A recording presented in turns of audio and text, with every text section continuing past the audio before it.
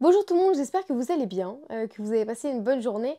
Alors, ça fait longtemps que j'ai pas publié sur YouTube, mais je me dis que, enfin, ça faisait longtemps que je voulais faire un format long, qui est pas non plus un format de 2 heures, mais en fait, j'avais l'habitude depuis très longtemps de prendre des formats verticaux que je faisais sur Instagram, sur TikTok, et de les mettre sur YouTube. Ce qui fait que les seuls formats horizontaux que je pouvais mettre, c'était effectivement soit des interviews, soit des passages de l'émission dans laquelle je suis toujours chroniqueuse radio, dans la radio VL Média et dans l'émission Le Club. Et effectivement, je trouvais ça dommage de ne pas faire des vrais formats qui étaient destinés à YouTube. Peut-être des formats qui seraient un peu plus longs, parce que parfois en fait sur Instagram ou sur TikTok, on a 1 minute, 2 minutes, 3 minutes pour parler d'un sujet. Et je me suis dit que peut-être que sur YouTube, ce serait l'occasion d'avoir un format un peu plus long. Alors n'hésitez pas, si vous voulez faire autre chose pendant ce temps, si vous voulez mettre la vidéo à côté, ou prendre un petit thé ou faire quelque chose, on va parler de la rentrée littéraire dans cette vidéo, mais franchement, c'est des livres auxquels je ne m'attendais pas du tout. Forcément, je les ai sélectionnés, donc c'est des plumes qui me plaisaient et j'avais une appétence pour les sujets qui étaient traités. Mais je voulais quand même me laisser surprendre par cette rentrée littéraire et je dois dire que ça a été le cas parce que j'ai été extrêmement surprise. Alors, je ne vais pas pouvoir parler de chaque 20 minutes, mais je voulais vous parler de voilà, certaines lectures de cette rentrée littéraire. Alors, celle-là, Tova Angar de Céline Minard aux éditions Rivage, ça a sans doute été la lecture la plus déroutante de cette rentrée littéraire. Parce que Céline Minard, moi je la connaissais pas du tout, elle nous emmène dans un univers qui ne ressemble à aucun autre univers. En fait, elle a créé un roman-monde et j'aime beaucoup ce concept, c'est imaginer des choses qu'on n'imagine pas du tout, à partir de l'imagination, à partir de son imaginaire, nous proposer une autre réalité. Ici, c'est hyper intéressant, on va le recroiser dans plusieurs des ouvrages de la rentrée littéraire, cette capacité à se dire que c'est possible de créer un autre monde futur qui pourrait nous interroger sur notre monde actuel. Et ici, Céline Minard, elle veut nous emmener dans un monde qui est hyper particulier, qui est un monde dans des milliers d'années, dans un endroit qui s'appelle Eden, qui est une sorte de Los Angeles, mais dans très très longtemps. Et on va partir aux côtés d'un trio, qui est, alors, si vous voulez, vous l'imaginez, c'est extrêmement difficile. Il y a une dronote, qui est une espèce de machine volante, mais qui a des sentiments, qui a une conscience, qui existe. À ses côtés, un gros cerveau, qui est une espèce de grosses bêtes toutes poilues avec des griffes et qui vit sous la terre et qui vit en communauté. Et en même temps, on a un troisième personnage qui est un personnage qui est hyper attachant. Moi, c'était un de mes personnages préférés. C'est une sorte de bipède sorti des bois, qui est sans doute celle qui ressemble le plus à ce qu'on pourrait imaginer d'un humain. Et ce trio va partir dans une aventure absolument fantastique, vers justement Eden et vers une nature qui a été perdue. Et ce qui est très particulier dans ce monde-là, c'est que non seulement on a une littérature nouvelle par les mots, c'est-à-dire qu'elle invente un langage, un vocabulaire qui sont propres à chaque caste. Et ce qui est très intéressant, c'est que justement, ce sont des castes à égalité. C'est-à-dire qu'il n'y a pas de hiérarchie. Il y a, je sais pas, la caste des végétaux, avec évidemment, je sais pas, le lierre, avec les chênes, avec tout ça. Il y a une autre caste qui va être par espèce animale et en même temps des croisements, des dérivations, c'est hyper intéressant, mais il n'y a pas de hiérarchie humaine, ce qui fait que l'humain ne domine pas cette nature et ce monde. Et c'est un monde qui a repris ses droits. Et donc c'est vraiment une lecture qui est très surprenante parce que c'est un lâcher-prise total. Je ne savais pas à quoi m'attendre et pendant la lecture j'étais hyper décontenancée parce que je ne savais pas à quoi me raccrocher. Mais finalement on se raccroche à ces personnages qui partent à l'aventure et nous font découvrir ce monde-là. Donc c'est vraiment une lecture qui était très intéressante, dans l'idée aussi d'un monde qui est créé, là c'est plutôt l'espèce de temps immémoriel, avec Marc Graciano, Celle qui sait les herbes, aux éditions Le Tripode. Moi c'est une maison d'édition que j'aime beaucoup, parce qu'elle nous fait découvrir de nouvelles choses, c'est un intérêt très particulier pour la langue, pour la poésie de la langue. C'est une maison d'édition qui fait très attention aux mots et à sa sonorité. Et je trouve que c'est vraiment un livre qui vient aussi interroger cette nature qu'on a perdue, ou peut-être ce lien à la nature qu'on a perdu. Parce que ici, on va découvrir une vieille dame, qui est le personnage principal de cette histoire, qui s'appelle Celle qui sait les herbes. Et cette vieille dame, c'est un peu comme si elle avait toujours été là, pour aussi cette sorte de caste, ce village qu'elle dirige. Et elle a toujours été présente pour les siens. C'est-à-dire que c'est toujours celle qui les guide, qui dit quand aller chasser, quand récupérer telle herbe, qui sait les guérir, qui sait les soigner, qui sait les écouter. qui sait écouter la nature surtout, et elle sait comprendre la nature. C'est la seule qui arrive à entendre des mots dans le bruissement d'un feuillage ou comprendre les animaux. Et c'est une vieille femme qui est hyper mystérieuse, mais qui est très impressionnante par cette faculté à comprendre la nature. Et forcément, à force de s'occuper des siens, elle commence à vieillir. Sauf que on comprend que la nature, elle est immortelle. Par contre, celle qui sait les herbes, elle commence à arriver sur la fin de sa vie. Et pour elle, c'est impossible de partir avec tout son savoir. Et donc, il lui faut un successeur qui est un jeune homme qui est très poétique, qui est extrêmement mignon et très attachant, et qu'elle va décider de former en l'emmenant dans un voyage à travers la nature pour essayer de comprendre ce qui l'entoure. Et encore une fois, c'est une jolie réflexion sur le monde dans lequel on vit, sur cette nature dans laquelle on évolue, et surtout ce rapport, moi je l'ai vu dernièrement dans le film L'homme qui rétrécit avec Jean Dujardin qui vient de sortir. En fait, on ne regarde pas assez l'infiniment petit, on ne regarde pas ce qui nous entoure suffisamment. Et c'est au moment où on est confronté à cette nature qu'on se dit ah ben peut-être qu'elle est beaucoup plus puissante que nous et qu'on ferait bien de regarder ce qui nous entoure. Et donc c'est un livre qui est très intéressant sur ce sujet-là, qui est très court, mais qui est très poétique. Donc c'est Celle qui sait les herbes de Marc Graciano. On change totalement de registre avec un de mes coups de cœur de la rentrée littéraire, qui est un livre super agréable à découvrir, qui était La Bonne Mère de Mathilda Di Matteo aux éditions L'Iconoclaste. Franchement, ce livre-là, ça m'a beaucoup surprise parce que, je vais expliquer dans les grandes lignes, en fait c'est un peu l'arrivée de la cagole en littérature et je trouve ça trop bien parce que on a ce personnage de Véro qui est vraiment la cagole dans son cliché le plus absolu, avec des cheveux teints en blond, avec des motifs panthères, des motifs zébrés. C'est une femme qui vit à Marseille, qui a toujours été avec ses amis un peu chippies à l'extérieur, en train d'être dans les bars et sur les plages. Enfin, c'est vraiment le cliché total de la cagole. Et puis de l'autre côté, on a sa fille. Sa fille qui a grandi à Marseille, mais qui est un peu différente de sa mère, qui se veut être différente de sa mère. C'est-à-dire que bon, elle grandit avec et elle a toujours un peu caché ses origines jusqu'au moment où elle monte à Paris pour intégrer Sciences Po Paris. Et là, à chaque fois qu'elle parle à des gens, à des Parisiens, on lui dit mais t'es la cagole, t'es la Marseillaise, on se moque de son accent, on se moque d'elle. Alors, ce qu'elle décide de faire, c'est simplement gommer tout ce qu'elle est. Elle gomme son accent, elle gomme ses manières d'être, elle gomme ses goûts musicaux, ses films, etc. Elle gomme tout pour se conformer au milieu parisien, ce qui est terrible parce qu'on a l'impression qu'elle est toujours tiraillée entre ses origines et ses parents qui l'aiment fort, et en même temps, de l'autre côté, ce nouveau monde auquel elle veut appartenir, avec cet homme qui s'appelle Raphaël, qui est vraiment le bourgeois le plus absolu, avec une famille très bourgeoise, qui attend beaucoup d'elle. Et elle est amoureuse, alors elle se dit que bah, elle n'a pas le choix, qu'elle doit lui plaire.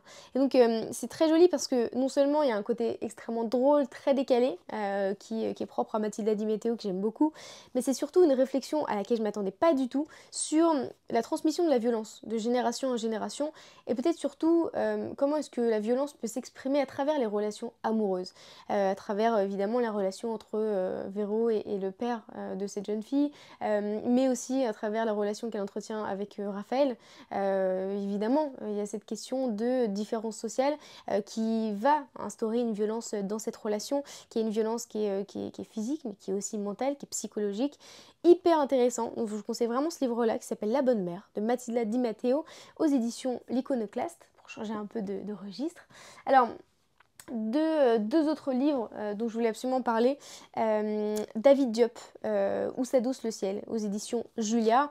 C'était, alors, pour raconter un peu toute l'histoire, je voulais absolument lire ce livre-là qui s'appelle L'homme qui lisait des livres de Rachid Benzine, aussi aux éditions Julia.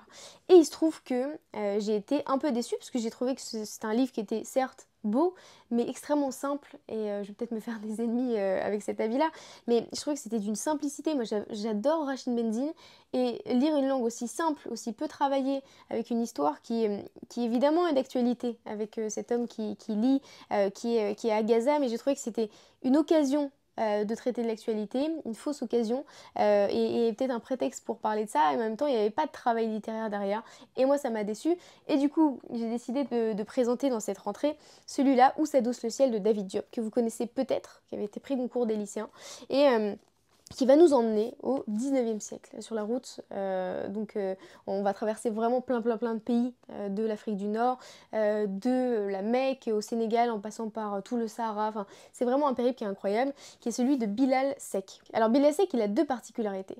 Il va accompagner un homme qu'il sert il va aller à la Mecque et partir en pèlerinage. Donc il va y avoir toute cette histoire où il va partir à la Mecque, il va essayer de s'en sortir. Finalement, à la Mecque, il va y avoir une épidémie immense de choléra qui va toucher toute la région. Il va réussir à être un des seuls survivants de cette énorme épidémie. Des médecins français vont lui demander comment est-ce qu'il s'en est sorti. Et finalement, il va partir dans d'autres pays. On va suivre son périple. Mais ce qui est intéressant, c'est que Bilal, c'est pas seulement ce personnage principal, c'est aussi un élu.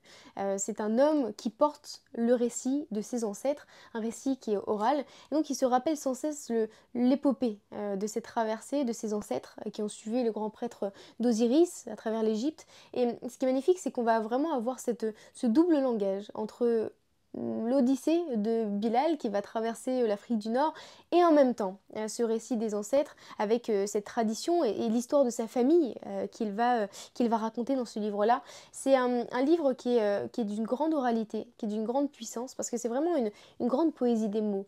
Le fait de pouvoir raconter comme ça des légendes, ça a un côté un peu envoûtant à la lecture et c'est vraiment un très joli livre de David Diop. Donc Où s'adosse le ciel aux éditions Julia et une autre Odyssée que j'ai beaucoup aimé. Donc Nous serons tempête, donc aux éditions Belfond, qui va raconter l'histoire d'Anis. Anis, c'est une jeune fille qui est esclave, sa mère est elle-même esclave, et c'est une jeune fille qui va perdre très tôt sa mère qui lui est arrachée lorsqu'elle est toute petite pour être emmenée autre part. Et ce qui est très particulier, c'est que en fait Anis, elle va être confrontée à elle-même dès le plus jeune âge. On a l'impression que finalement il n'y a plus rien pour la sauver. Elle subit une violence qui est de toutes parts, hein. Une violence qui est physique, une violence qui est morale, une violence qui est sexuelle de la part des maîtres de l'endroit où elle est. Et c'est vraiment horrible à lire. Alors c'est un livre qui est très difficile, vraiment, parce que c'est un livre qui est sombre, mais il y a quand même une lumière, on va le voir après. C'est un livre qui est très sombre et qui est très dur à lire. C'est une jeune fille qui est sans cesse l'objet d'une violence extrême. Et lorsque on décide de la vendre et qu'elle doit faire cette terrible marche sur les plantations de la Nouvelle-Orléans, en fait elle n'a plus rien pour l'aider, à part les conseils de sa mère qui lui disait de se battre jusqu'au bout, et l'esprit d'Aza, sa grand-mère, qu'elle va entendre continuellement pour lui dire de continuer, de se battre, de jamais arrêter de marcher et de se battre jusqu'au bout contre ceux et celles et ceux qui veulent la faire taire. Et c'est vraiment un récit qui est teinté d'un courage extraordinaire, qui est sombre, mais qui a quand même une très belle lumière. Une lumière d'une jeune fille qui est courageuse et qui se bat jusqu'au bout, avec toujours, et c'est pour ça que je l'ai lié à celui-là, cette question de l'oralité, ces voix qu'elle entend, que ce soit les voix de sa mère, les voix de sa grand-mère, l'esprit d'Aza, et je trouve que c'est très joli parce que en fait c'est une sorte de berceuse qu'on lit, et c'est une écriture qui est très poétique avec une super belle traduction, vraiment. Et Jasmine Ward, donc Nous serons tempête, Jasmine Ward qui est une autrice qui est merveilleuse, qui est américaine et qui traite beaucoup de cette poésie en littérature. Donc voilà, je vous conseille aussi ce livre-là. Et j'enchaîne avec mes trois gros coups de cœur de cette rentrée littéraire. Le premier, en fait, ça a été ma première lecture de la rentrée littéraire, qui est un livre de Daniel Bourrion, qui s'appelle Le pays dont tu as marché la terre. C'est un livre donc aux éditions Héloïse d'Ormesson, qui est très joli, que j'ai trouvé vraiment, vraiment très joli, et surtout très original, parce que c'est ce que je cherchais aussi dans cette rentrée littéraire, des textes et des langages qui ne ressemblaient à aucun autre. Et ici, en fait, Daniel Bourrion... je vous invite à aller voir la dernière interview qui a été tournée. Mais Daniel Bourrion, il va nous emmener dans un voyage qui est le sien, qui est un voyage propre, lorsque il se rend compte que il reçoit un appel de sa mère qui lui donne toujours des nouvelles du village dans lequel il a grandi, qui est un village de l'est de la France. Et sa mère lui dit, entre quelques informations, voilà, telle personne est morte. Puis évidemment, ce nom, ça fait partie de son enfance, ça fait partie de lui. Il se dit mais qui était cet homme? Je l'ai perdu de vue, qu'est-ce qu'il est devenu? On a grandi au même endroit, on est né au même endroit. Pourquoi est-ce qu'il a une trajectoire qui était différente de la mienne? Et il va se lancer dans les recherches de cet homme qui était toujours absent. C'est-à-dire que oui, il était là, je sais pas, pendant des anniversaires ou en classe.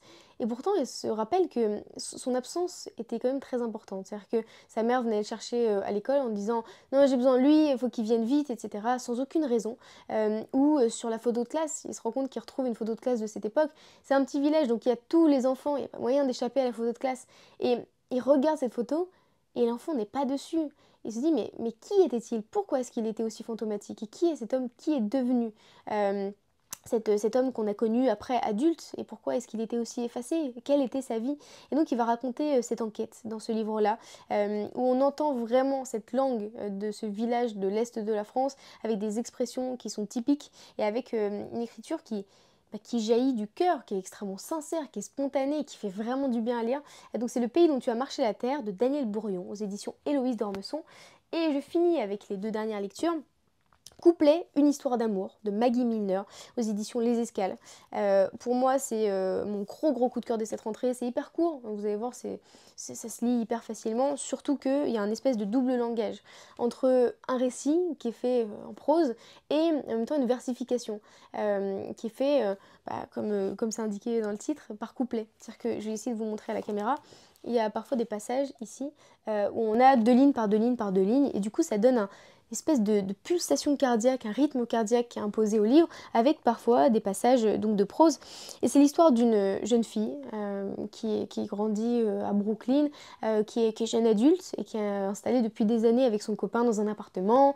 Ils sont posés, ils ont une routine, ils ont leur chat. Et un jour, alors que elle est certaine qu'elle va faire sa vie avec cet homme et qu'elle est très bien, elle va rencontrer une fille dans un bar. Et là, ça va être le coup de foudre absolu. Ça va être une décharge totale. Elle se dit, en fait, j'ai pas le choix. Je suis tombée amoureuse d'un coup de cette fille et il faut que je tente, même si ma vie elle est bouleversée, faut que je tente avec cette fille-là. Et donc, elle décide de se lancer dans cette aventure, de quitter son copain, de quitter cet appartement, de quitter ce chat et de s'installer avec cette jeune femme qui est pleine d'énergie, qui est une sorte de pile électrique et en même temps qui la confronte à plein de choses. C'est un portrait qui est extrêmement impressionnant de l'amour aujourd'hui, à travers le désir, à travers le sexe, à travers la jalousie, à travers la domination. Enfin, c'est vraiment des thèmes qui sont très forts dans ce livre-là. Mais je vous conseille vraiment ce livre qui est non seulement merveilleusement bien traduit, il faut toujours le rappeler, qui est vraiment impressionnant. Donc c'est traduit de l'anglais par Julia Carninon. Vraiment un texte qui est magique, qui se lit assez vite, mais moi j'étais vraiment envoûtée par l'écriture de Maggie Milner. Donc c'est Couplet, une histoire d'amour aux éditions Les Escales. Et je termine avec ce livre de Mathieu Belledi qui s'appelle Cantique du chaos, donc aux éditions Robert Laffont.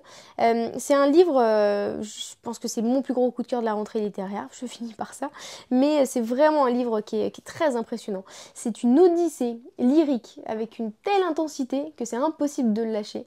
Et c'est vraiment un livre que j'ai beaucoup aimé parce que Mathieu Belledi, je l'attendais au tournant. Vraiment, c'est pour moi un des meilleurs auteurs de notre époque. Je me mouille, je le dis. J'avais adoré Attaquer la Terre et le Soleil, donc aux éditions Le Tripode, qui avait été prix Livre Inter 2023, qui est un livre qui est vraiment très lourd sur l'histoire de la colonisation, de l'Algérie, etc. Et ici, c'est un changement radical, parce que le livre n'a rien à voir. Il va nous emmener dans un monde post-apocalyptique, dans un monde où la Terre a été détruite par un déluge dévastateur qui a rasé la grande partie de la population. Il reste pas beaucoup de gens, mais il reste toujours les guerres, les conflits, les trahisons et bien sûr les régimes totalitaires qui se sont implantés pour appuyer une domination sur les survivants de cette catastrophe. Mais malgré ça, il y a quand même quelques survivants qui essayent de se rebeller avec poésie et avec force, dont Théograc, qui est le personnage principal de cette histoire, qui est un homme qui est assez fascinant parce que il est indifférent à tout ça. C'est-à-dire qu'on a l'impression qu'il s'en fout que le monde soit en perte de repère, que le monde soit détruit. Lui, il veut juste se retrouver avec lui-même, parce qu'on apprend petit à petit quel est son passé, mais au tout début, on ne connaît pas son passé, qui est assez mystérieux. Et il est tout seul sur une île, sur une vieille maison rustique, mais alors vraiment rustique. Il n'y a pas d'eau, il n'y a pas d'électricité, il n'y a rien du tout. Il est juste seul avec une poule et avec du papier pour écrire en poésie son passé.